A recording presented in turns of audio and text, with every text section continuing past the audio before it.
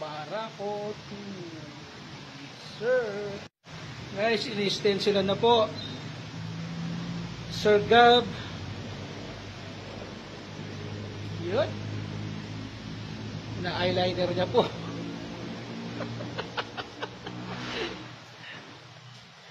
Another day, another bike. So guys, ito yung battery ng Barako 2. Ang battery resolution niya.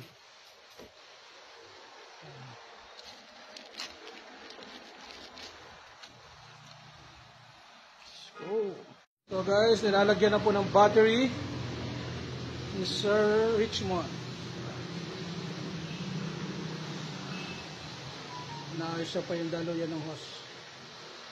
Drain yan ng battery in case na mag-overflow yan. In case na mag-overflow to, dyan sa dadaan. At palabas dyan. Dyan. Para hindi masunog ito. Paano po nakalimutan? Patay. Sunog. Ayan na guys, oh.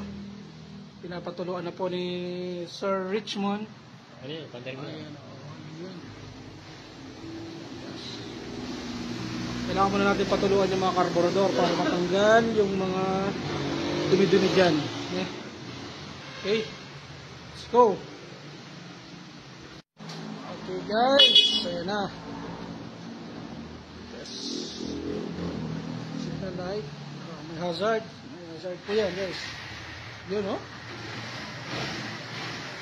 Hazard po yan guys. So yung panel ng Barako 2.